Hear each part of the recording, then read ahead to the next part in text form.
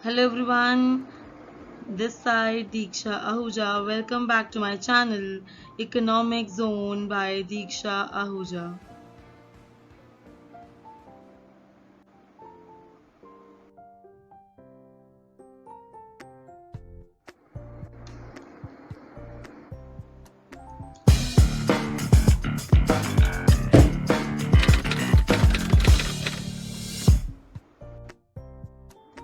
So, today we have come up to recapitulate the entire chapter number 5, Human Capital Formation of Indian Economy, class 12. So, let us start.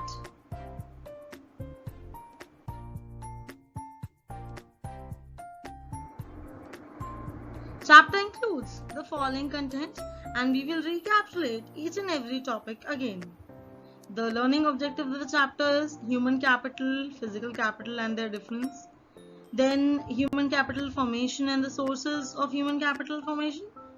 Then to know the relationship between human capital and economic growth. Then reports by Deutsche Bank and World Bank. Then importance and problems of human capital formation. Then we will understand the difference between human capital and human development. And in last we will see what are the great prospects of human capital formation in India.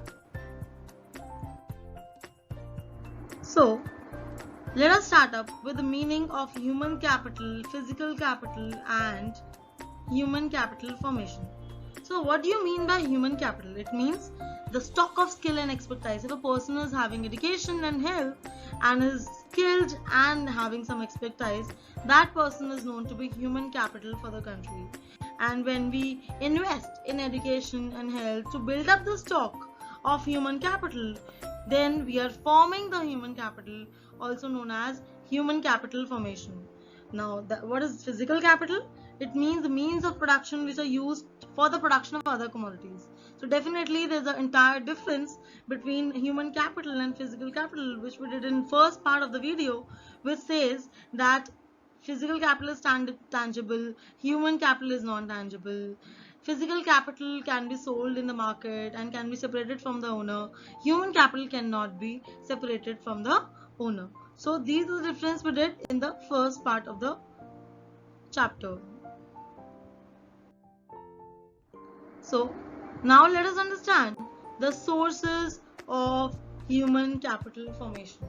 So human capital formation means building up the skill, the ability among the population of the country, and it can be done by 5 ways, which I explained in the very first part of the chapter: expenditure on education, health, on the job training, expenditure on migration, expenditure on information. So let's recapitulate all the sources one by one. Expenditure on education. So we say that an educated person always contribute more in the production process. As we say, the skill of the educated person is always greater. As we also say that an educated person will earn more living, a better standard of living, because investing in education is like investing in a capital good. The second source says expenditure on health.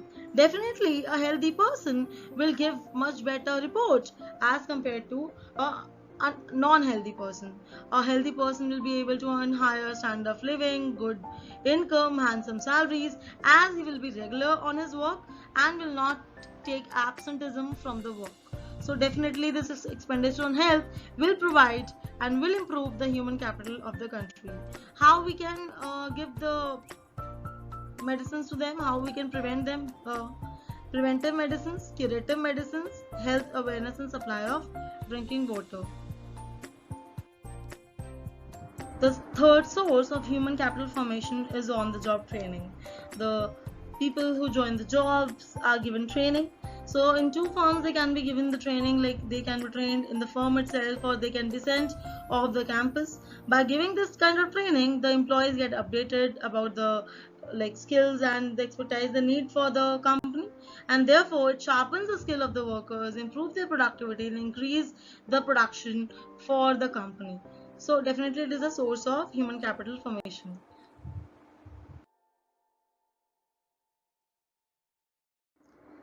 Fourth source of human capital formation is expenditure on migration. People migrate from rural to urban area, from one country to other country in search of better jobs and handsome salaries. And definitely both the shifting from urban to rural to urban and other countries includes the cost of transport and the higher cost of living. But then also we say the increase in the salary is more than the expenditure incurred on migration. So definitely migrating works as forming human capital formation. Last is expenditure on information. So we are saying we should acquire information about the labor market and the health market to know the salaries associated with different types of jobs so that we can choose our career properly. And definitely this form of information will help us to improve our quality and we will become the human capital for the country. So let us know the relationship between human capital and economic growth. So definitely, as we say, human capital is being formed through the expenditure on education, health, on the job training, migration, and information. Human capital is formed. As we say, increase in the education facilities, increase in the health facilities in the country will improve. Both the educated people and the healthy persons will increase in the country, and both education and health along with other factors which I told you will increase the individual income generating capacity, which will definitely increase the growth, the GDP of the country. So human capital formation in sense gives rise to increase in the income capacity, which increases the economic growth of the country. Let's talk about the report by Deutsche Bank and World Bank. So, in the report published by Deutsche Bank, Global Growth Centers said that India will be among the major growth centers by 2020. So, according to this bank, this German bank, India will be able to increase 40% average years of education in India in this 15-year period. So human capital is a very important aspect through which it can increase its economic growth. Now World Bank said in its report that India should convert it himself into a knowledge economy. If India uses its knowledge, which India is having everything, India is having all the ingredients, and if it will use all the knowledge like Ireland, then per capita income of India will increase to $3,000 in 2020. So India must develop into a knowledge economy. It was said by World Bank. And at the same time, I need to tell you that which 5-year plan focused on human capital formation? Actually, the 7th 5-year plan focused on human capital formation. So let's talk about the importance and problems of human capital formation. Let's talk about the importance first. So human capital formation or human capital makes use of physical capital in an effective manner. As we say that an educated person will be betterly technologically advanced and will use the physical capital machinery in a better way. Then next I can say that an educated and healthy person will be more likely to invent the new technologies, innovate in new ideas, and definitely easily adaptable to new technologies.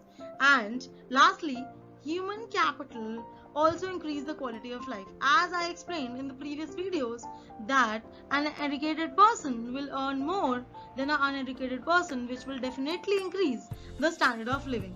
So let's talk about the problems. Problems includes the following four.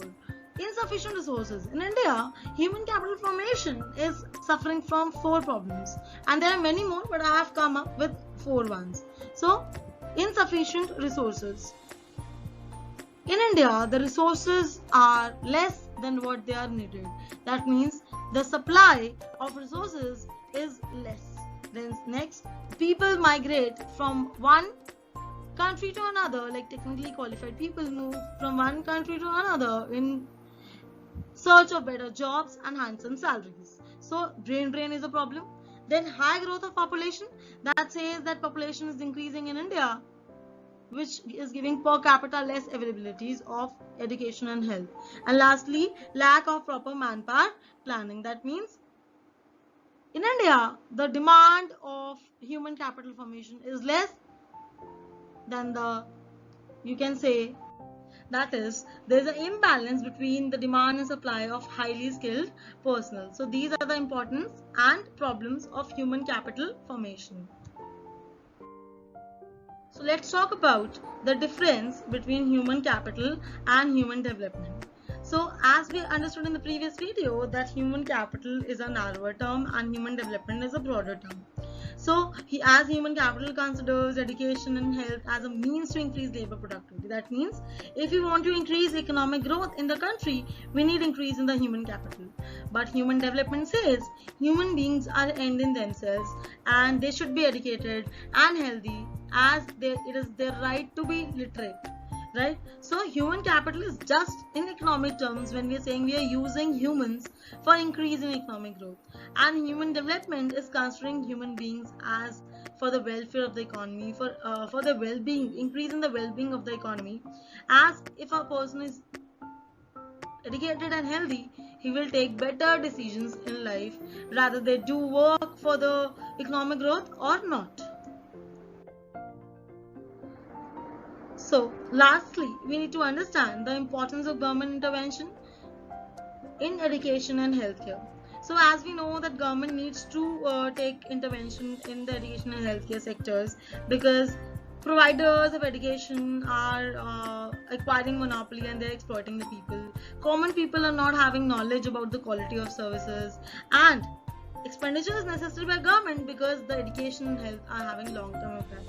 If some child is ill and will not be treated well, then that if he will be like died someday, then this incident cannot be reversed. So definitely we need government intervention.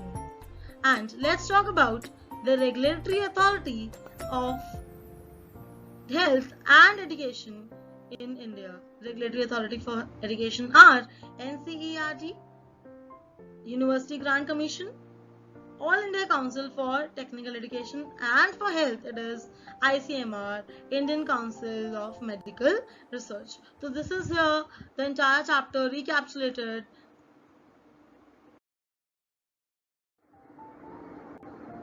Thank you for watching. Bye bye for today.